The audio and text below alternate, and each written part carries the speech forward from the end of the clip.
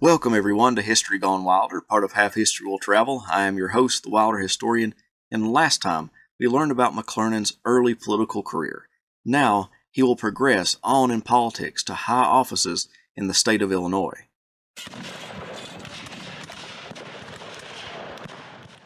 In May 1843, the 1840 census brought 4 new seats in Congress to the state of Illinois, and McClernand ran for one of those seats as a self-made man, beating his Whig opponent. His friend Stephen Douglas won another one of the seats, and they headed for Washington together. But they weren't alone. Sarah Dunlap from Jacksonville, Illinois, and a close friend to Mary Todd Lincoln, caught McClernand's eye, and in November 1843 they wed, heading to Washington together for John to take his seat in Congress. In 1844, he returned to Illinois to campaign for Democratic President James K. Polk. His oratory skills gained him great notoriety from Democratic newspapers, but derision from Whig newspapers. Nevertheless, Illinois and the nation chose Polk to become president. The mid-1840s saw great debate on the congressional floor about the fate of Texas and other territory prized by the United States. Like Polk, McClernand was an expansionist and warned against Great Britain taking over the Oregon Territory below the 5440 north latitude. In one of his speeches he stated, "The great mountains of the east and west were the granite bands formed by the almighty hand to bind the numerous states which were spread out in beautiful and glorious prospect over the intervening space together as one firm and cemented union. It is for England to count the cost and dread the consequences of an unjust war with the United States." When President Polk sought authorization from Congress to declare war on Mexico, McClernand voted in support of the declaration. He fully supported the Mexican-American War, which would create more southern states and thus the spread of the institution of slavery. John believed that by Northerners like himself helping expand southern territory, that southern politicians would help him and others gain the 5440 north latitude as the new border between the United States and Great Britain. He was wrong. Polk backed down and accepted the 49th parallel as the border. In 1846, McClernand won a third term in Congress with no opposition. Abraham Lincoln would also take a seat in that Congress, but unlike McClernand, who brought his wife with him to Washington, Lincoln refused to let Mary come with him, even after she asked to be close to her friend Sarah McClernand. Although their wives were friends, McClernand and Lincoln did not see eye to eye politically. McClernand was a staunch expansionist. He stated, "Extension and expansion is the condition of our political existence. To fix arbitrary bounds on the republic would be to cage the eagle in its upward flight." However, with the country expanding came the question of slavery and how it would be treated in the western territories. McClernand offered his opinions on the congressional floor when he stated, "Congress could not constitutionally in any way interfere with the institution of slavery in the slaveholding states. In the case of the territories of the United States, the case is different. In regard to them, the jurisdiction of this government is supreme." His territorial stance on slavery was not uncommon for a Northerner, whether Whig or Democrat, but this would not be his last speech on the subject. David Wilmot introduced an amendment to the bill to authorize payment to Mexico for land acquired in the war. In the amendment it stated, "Neither slavery nor involuntary servitude shall ever exist in any part of said territory." McClernand voted against the amendment, but realized that Washington politics was beginning to boil. He wrote to his friend Charles Lamphere, the editor of the Illinois State Register, that "we are in a national crisis." He also voted against any such language to be placed in the Democratic platform at the National Convention for the party in the election of 1848. McClernand's friend Stephen Douglas, along with others, constructed what they called popular sovereignty, where a state could choose whether to be free or slave. McClernand liked this idea and saw it as the best way to resolve the territorial disputes about the institution of slavery.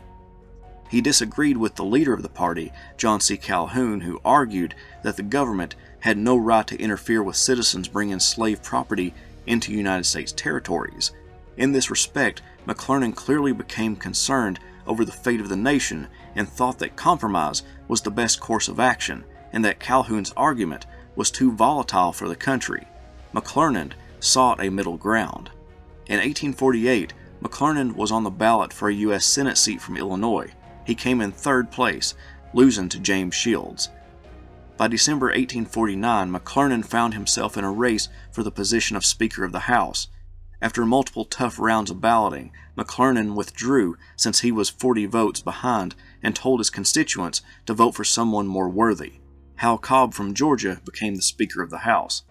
Although he did not attain that position in the House, he and fellow Illinoisan Stephen Douglas would lead the country through one of the most turbulent times prior to the American Civil War.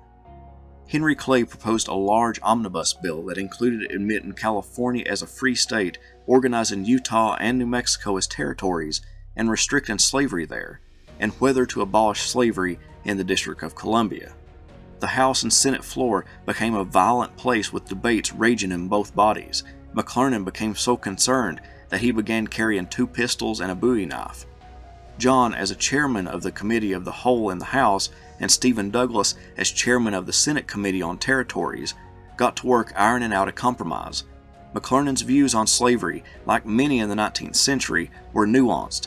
He was against the institution of slavery, but acknowledged that the Constitution protected it, and for that reason he opposed abolitionists who, in his mind, went against the Constitution by seeking to abolish it, even though he spoke openly about being glad to see slavery prohibited everywhere.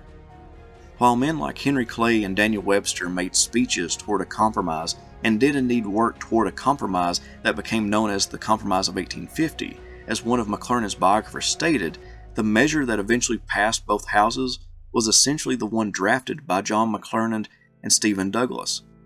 John McClernand feared for the future of the Union. As an ardent supporter of the Constitution, he knew the slavery question had to be settled on the basis of that document. The problem was one of interpretation, with seemingly irreconcilable differences between the camps. Compromise had to be found, and it was, for a while at least. The fiery orator became a mediator, a negotiator. His role, however, was primarily behind the scenes. In the end, he had achieved little renown. He would announce in that year that he would not seek re-election and leave the House. On his return home aboard a steamboat, a drunken pilot got into an argument with a crewman. The pilot drew a pistol and shot, missing McClernand by just an inch, but powder from the shot was embedded in his face. In 1851, John and Sarah moved to Jacksonville, Illinois, where he dabbled in land speculation, and when the next presidential election came about, he supported Stephen Douglas, but Franklin Pierce got the nomination from the Democratic Party. McClernand expected to get the position of minister to Spain or Mexico, but none of these materialized. In fact, no friend of Douglas got an appointment from Pierce. With politics seemingly in his rear view, McClernand went back to his law practice. In 1854, another political act brought McClernand back into politics, the Kansas-Nebraska Act. It basically nullified the Missouri Compromise, which had been the law of the land for over 30 years as to the institution of slavery in the territories. The Kansas-Nebraska Act would allow Kansas and Nebraska to choose its status through popular sovereignty. Stephen Douglas declared that if you called yourself a Democrat but did not support the Kansas-Nebraska Act or popular sovereignty, then you were not a true Democrat. McClernand recoiled at the idea of Douglas using the bill as a sign of party loyalty and spoke out against that very thing within the state of Illinois, along with Abraham Lincoln, who opposed the bill but for different reasons. The Kansas-Nebraska Act brought about Bleeding Kansas, where pro-slavery and anti-slavery advocates argued and attacked one another over the issue of control over the state. In 1856, McClernand moved to Springfield and opened up a law practice with Elliott B. Herndon, the brother of Abraham Lincoln's law partner, William H. Herndon. For the next few years, McClernand opposed Lincoln in court, acted as his co-counsel, and at other times recommended clients to Lincoln. When James Buchanan became the Democratic presidential candidate, McClernand campaigned for him, and when Buchanan won, he thought that he may be named the minister to Russia. Stephen Douglas pushed for him to get that position with Buchanan, but McClernand was passed over. In 1857, slavery again brought McClernand back into the national debate when Kansas submitted a state constitution. Two factions and two capitals emerged in Kansas, the pro-slavery capital at Lecompton and the anti-slavery capital at Topeka. James Buchanan accepted the pro-slavery Lecompton Constitution, which went against the anti-slavery majority that now lived in Kansas. Stephen Douglas saw this as a warping of the idea of popular sovereignty and going against the majority rule. McClernand and Douglas battled against the Lecompton Constitution in speeches and newspaper articles. The Senate supported the Lecompton Constitution, but it died in the House. In 1858, Douglas sought re-election for the Illinois Senate seat, and McClernand, being the faithful friend he was, supported him in his campaign. But McClernand could not gain enough support for his own advancement to the House of Representatives. The Illinois State Journal mocked McClernand as having too few friends to get himself elected, and reported that he was so despondent that he may commit suicide. E.L. Baker, the editor of the paper, met McClernand in the town square, and McClernand began to violently beat Baker with his cane. After battering the newspaperman, he drew a pistol from his coat and declared, "If you want to take it up, I'll put a hole through you." A crowd intervened, and the melee stopped. Just as national politics began to hit a boiling point, McClernand became swept up in the political fervor infecting the nation.